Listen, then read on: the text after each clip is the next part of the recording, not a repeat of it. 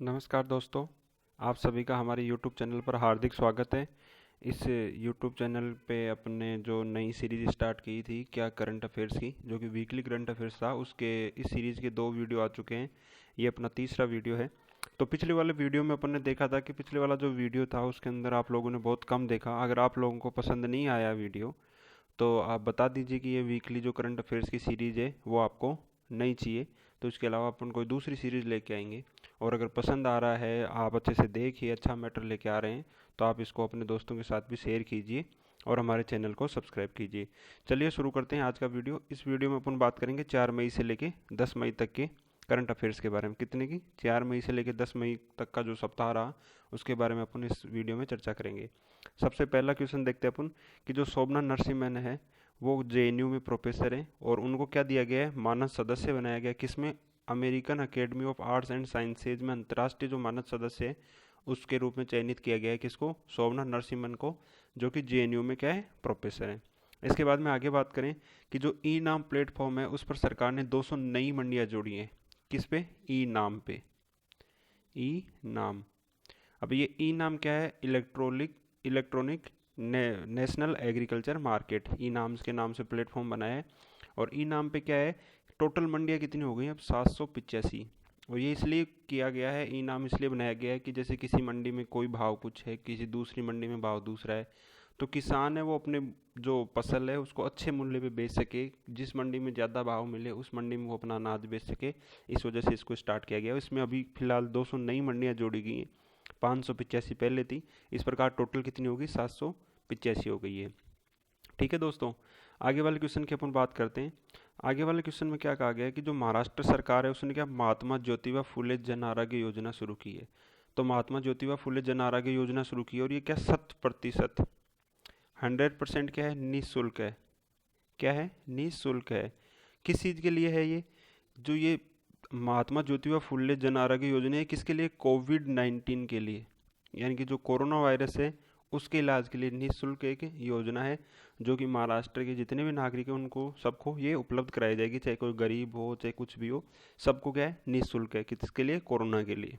ठीक है, आगे वाले अपन बात करें तो आगे वाला जो क्वेश्चन है उसमें क्या है? वर्ल्ड प्रेस फ्रीडम डे ये कब मनाया जाता है? 3 मई को। तो वर्ल्ड प्रेस फ्रीडम डे कब मनाया जाता है? 3 मई को मनाया जाता है। इसके अलावा बात करें आगे वाले क्वेश्चन की, तो one one nation one ration card है जो, कौन सा? One nation one ration card. इसके अंदर क्या है कि one nation one ration card है, ये 1 जून से स्टार्ट किया जा रहा है, 1 जून 2020 से। पहले इसमें 5 राज्य है और अभी कितने? 20 राज्य और केंद्र शासित प्रदेशों को क्या इसके साथ जोड़ दिया गया और ये 1 जून 2020 से शुरू हो जाएगा one nation one ration card योजना। ठीक है, इसके बाद में बात करेंगे जो ब्रिटेन है, ब्रिटेन ने वहाँ के चिकित्सा और स्वास्थ्य कर्मी हैं जो कोरोना वॉरियर्स जिनको बोलते हैं, उनका जो क्या बोलते हैं कि बीमा है, जो बीमा है उनका वो क्या 1 साल तक बढ़ाने की घोषणा की है। उनका जो बीमा है तो मान लो पहले एक्सपायर हो रहा है तो उसको 1 साल तक उसके लिए क्या कर दी गई है? उसको वर्दी कर दी गई है। इसके अलावा बात करें आगे वाले क्वेश्चन में तो रमेश बाबू उसको एनटीपीसी का निर्देशक परिचालक नियुक्त किया गया है। किसका? एनटीपीसी का, नेशनल थर्मल पावर कॉरपोरेशन का क्या किया? निर्देशक परिचालक नियुक्त किया गया है। अब ये एनटीपीसी है, ये क्या है? एक पब्लिक सेक्टर यूनिट है। क्या है? पीएसयू, पब्लिक सेक्टर यूनिट है। और इसमें क्या है? ये महारत्न कंपनी है। अभी हाल ही में मोदी गवर्नमेंट ने क्या जो सरकारी कंपनियां थी या जो अर्ध सरकारी कंपनियां थी उनको रत्न महारत्न के रूप में क्या दर्जा दिया है। तो महारत्न कंपनी किसको कहते हैं? जिसका लाभ कितना हो? 5,000 करोड़ का लाभ हो। 5,000 करोड़ पर ईयर का जो लाभ होगा उसको क्या महारत्न कंपनी कहा जाएगा। तो एनटीपीसी कैसी है? महारत्न कंपनी है। और एनटीपीसी की स्थापना कब हुई थी? 1975 में की गई थी। ठीक है दोस्तों, तो क्या रमेश बाबू को एनटीपीसी का क्या निर्देशक परिचालक नियुक्त किया गया है? एनटीपीसी मतलब नेशनल थर्मल पावर कॉरपोरेशन हो गया, पब्लिक सेक्टर यूनिट यानी कि पीएसयू है। और इसमें कितना लाभ मिलता है इसको? 5,000 करोड़ से ऊपर का क्या सालाना इसका लाभ होता है। इस वजह से इसको क्या महारत्न कंपनी का दर्जा प्राप्त और इसकी स्थापना 1975 में हुई थी। ठीक है, आगे वाले क्वेश्चन की अपन जब बात करें कि आगे वाला जो क्वेश्चन देखते हैं अपन, तो आगे वाला जो क्वेश्चन है इसमें अपन देखें तो आगे वाले क्वेश्चन में है कि हम हार नहीं मानेंगे। हम हार नहीं मानेंगे ये गाना है एचडीएफसी ने जारी किया है। किसने जारी किया है? एचडीएफसी जो बैंक है उसने जारी किया है। और इस गाने को किसने तैयार किया है? ए आर रहमान ने तैयार किया है। हम हार नहीं मानेंगे कोरोना से लड़ने के लिए तैयार किया गया है। तो एचडीएफसी के सीईओ कौन है? आदित्य सूर्य। जो वर्तमान सीईओ हैं एचडीएफसी के वो कौन है? आदित्य सूर्य। हम हार नहीं मानेंगे गाना किसने जारी किया है? एचडीएफसी ने कोरोना से लड़ने के लिए किया है।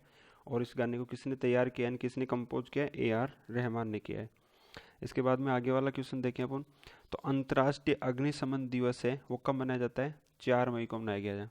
यानी कि इंटरनेशनल फायर फाइटर्स डे कब मनाया गया? 4 मई को।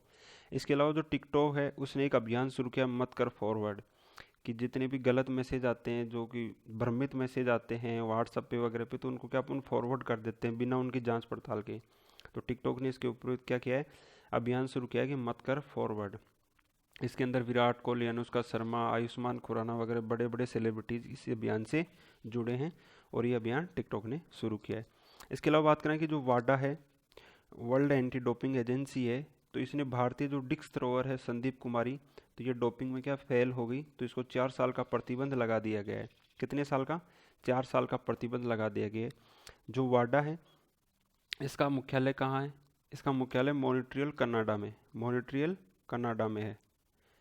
ठीक है, तो ये वाडा और इसने की जो भारतीय डिस्क थ्रोअर है उस पर संदीप कुमारी पर क्या 4 साल का बैन लगाया है। आगे वाले क्वेश्चन की अपन बात करें तो आगे वाला जो क्वेश्चन है उसमें क्या है? हिमाचल प्रदेश है उसने क्या सीएम शहरी रोजगार गारंटी योजना शुरू की है। यानी कि मुख्यमंत्री शहरी रोजगार गारंटी योजना शुरू की है। जैसे जिस प्रकार मनरेगा गांव में चलता है उस प्रकार क्या है वहाँ पे भी एक योजना चलाई जाएगी जिसमें जो शहर के जो बेरोजगार हैं उनको 120 दिन का गारंटेड क्या रोजगार दिया जाएगा। कितने दिन का? 120 दिन का। ये किसने चलाया है? हिमाचल प्रदेश ने चलाया है। इसके बाद में आगे बात करें कि आईईए की रिपोर्ट यानी इंटरनेशनल एनर्जी एजेंसी है, उसके अनुसार भारत में ऊर्जा खपत है उसमें 30% की कमी आई है। हाल ही में जो लॉकडाउन हुआ है उसकी वजह से फैक्ट्रियां बंद हैं, ऑफिसेज वगैरह बंद हैं, तो उसकी वजह से जो भारत में कुल ऊर्जा खपत है वो 30% की उसमें क्या आई है? कमी आई है। ये रिपोर्ट दी है आईईए ने। इसका मुख्यालय कहाँ है? पेरिस में है।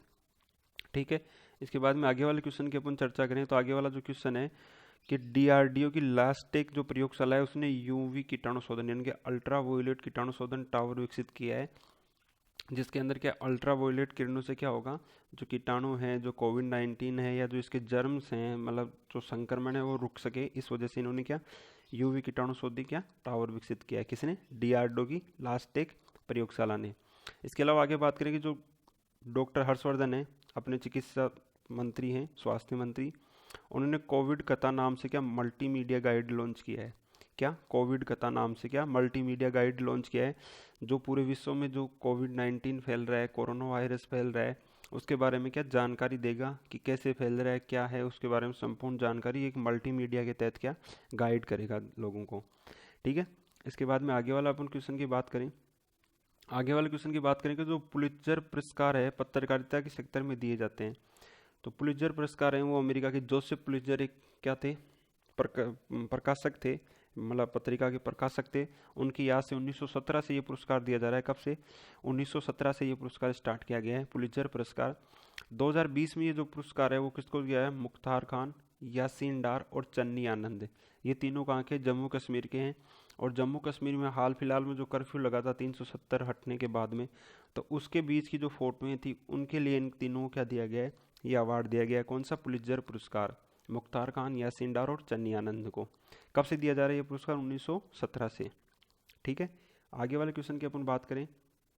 आगे वाला क्वेश्चन है कि भारत के असम राज्य है उसमें अफ्रीकी स्वाइन फीवर है। स्वाइन फीवर का पहला मामला सामने आया कि भारत में स्वाइन फीवर का क्या पहला मामला सामने आया है। ये किसको प्रभावित करता है? जो सुअर हैं उनको क्या करता है? ये प्रभावित कर रहा है। और इसके अंदर लाखों, जो अफ्रीका में हैं तो लाखों सुअर मारे जा चुके हैं, और अभी भारत के असम राज्य में भी ये रोग देखने को मिला है।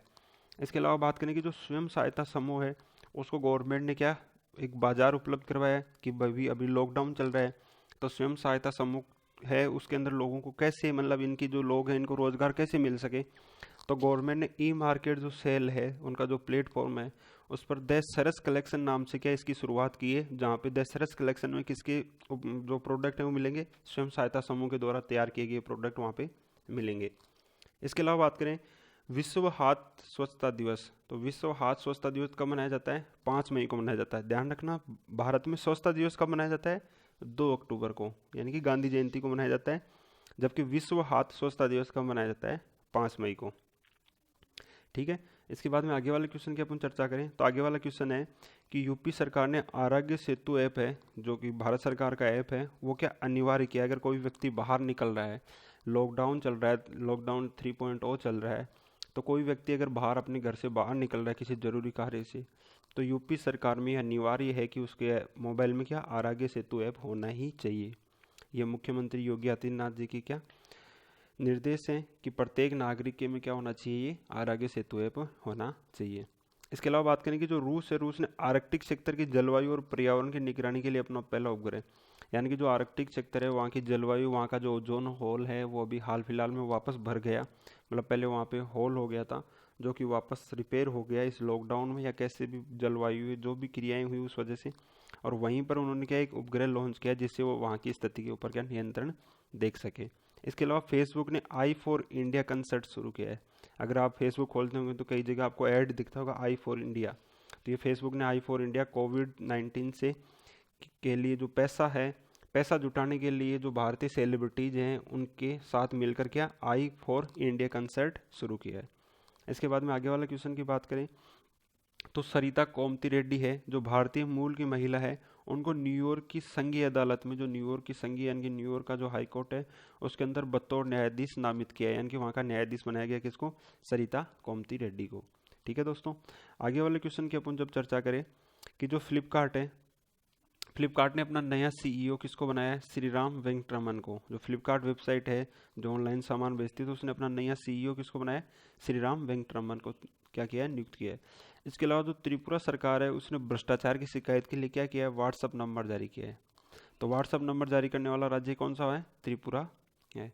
इसके अलावा बात करें आगे वाले क्वेश्चन की, तो मध्य प्रदेश जो पुलिस है उसने जो वहाँ के बुजुर्ग हैं जो कोरोना के अंदर लॉकडाउन के अंदर फंसे हुए हैं, कि अपने बच्चों से, या जो बुजुर्ग हैं जो अपने बच्चों से दूर हैं, या कोई है कि कोई बेसहारा है, तो ऐसे बुजुर्ग है जो बाहर अपना खुद का ख्याल नहीं रख सकते, तो उनको सहायता प्रदान करने के लिए क्या संकल्प योजना चलाई है वहाँ की पुलिस ने। तो मध्य प्रदेश पुलिस ने क्या चलाई है, संकल्प योजना, वहाँ के बुजुर्गों की सहायता करने के लिए, उनका ध्यान रखने के लिए चलाई है। इसके अलावा बात करें कि जो भारतीय नौसेना है उसने ऑपरेशन समुद्र सेतु चलाया है। कौन सा चलाया है, ऑपरेशन समुद्र सेतु। और इसका पहला अभियान कहाँ से होगा, मालदीव से। यानी कि नौसेना क्या भारत विदेश में फंसे भारतीयों क्या घर लाने के लिए, यानी कि भारत में स्वदेश लाने के लिए क्या ये ऑपरेशन चलाया जा रहा है। तो ऑपरेशन समुद्र सेतु उसका नाम है। इसी तर्ज पर क्या हवाई जहाज के द्वारा भी लाया जा रहा है, हवाई यात्रा के द्वारा भी भारतीयों को विदेश में जो भारतीय फंसे हुए हैं उनको वापस लाया जा रहा है। उसको क्या बोला गया है, वंदे भारत, वंदे भारत मिशन। तो वंदे भारत मिशन किसके द्वारा, हवाई यात्रा के द्वारा, नौसेना के द्वारा कौन सा चलाया जा रहा है, ऑपरेशन समुद्र सेतु शुरू किया गया है। ठीक है, आगे वाले क्वेश्चन की बात करें, जो तरुण बजाज हैं उनको आरबीआई के सेंट्रल बोर्ड के क्या निर्देशक के रूप में क्या किया है, चयनित किया गया है। तो आरबीआई के सेंट्रल बोर्ड के निर्देशक किसको नियुक्त किया गया है, तरुण बजाज को नियुक्त किया गया है।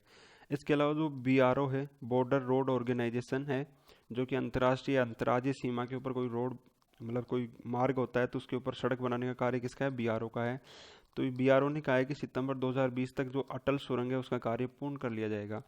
ये सुरंग किसका कहा, ये सुरंग है वो हिमालय की क्या पीर पंजाल श्रेणी में है, पीर पंजाल श्रेणी में। और ये रोहतांग जो दर्रा है जो 6 माह बंद रहता है बर्फबारी के कारण, तो उसी के लिए ये सुरंग बनाई गई है। ये सुरंग बन के जब तैयार हो जाएगी तो वह जो मार्ग है वो 6 माह तक अवरुद्ध नहीं रहेगा।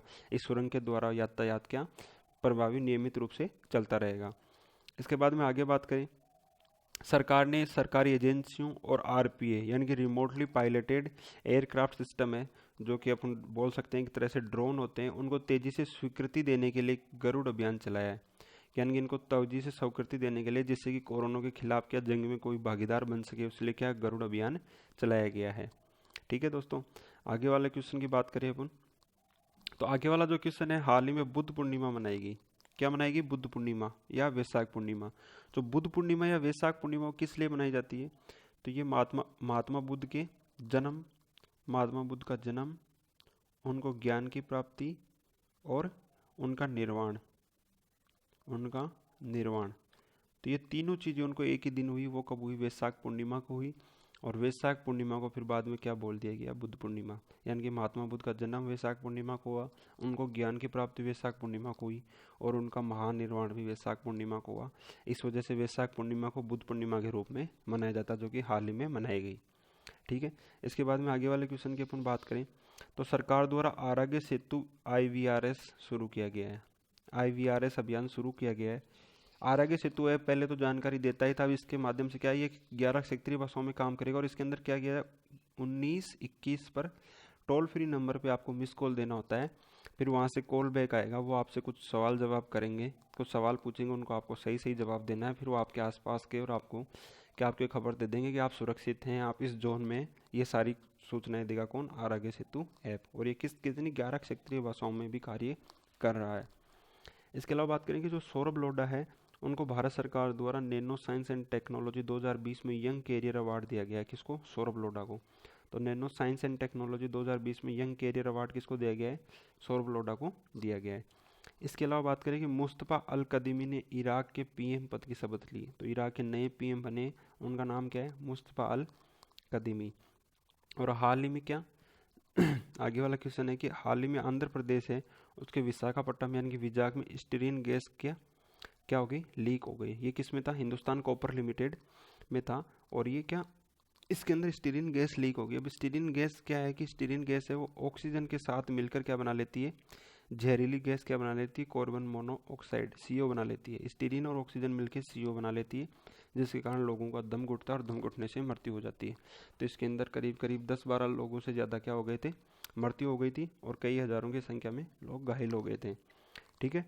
इसके बाद में बात करें आगे वाले क्वेश्चन की, तो आगे वाला क्वेश्चन है कि पर्यटन मंत्रालय ने देखो अपना देश पहल 24 जनवरी 2020 को शुरू की।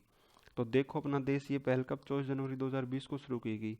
हाल फिलहाल ये चर्चा में क्यों आया, तो इसका जो लोगो डिजाइन प्रतियोगिता है, यानी कि देखो अपना देश का एक लोगो बनाया जा रहा है, उसके लिए एक माईगो प्लेटफॉर्म है, उस पर प्रतियोगिता शुरू की गई जिसमें आम नागरिक भाग ले सकता है और लोगो डिजाइन कर सकता है। इस वजह से ये अभी हाल फिलहाल में चर्चा में।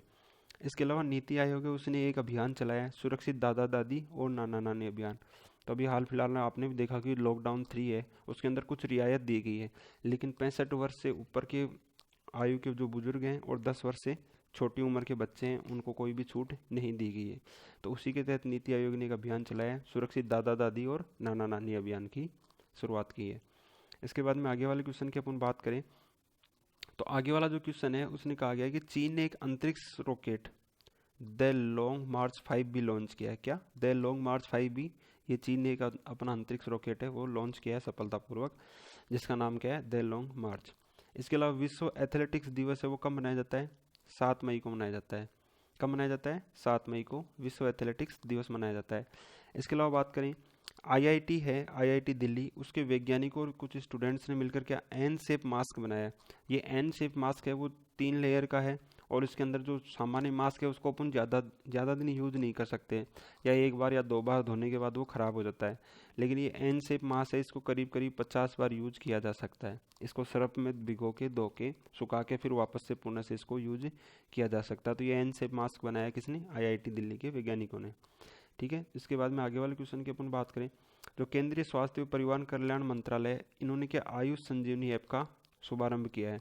तो आयुष संजीवनी ऐप क्या है, बेसिकली इसके बारे में क्या, कोरोना वायरस के बारे में, अध्ययन के बारे में जानकारी देगा।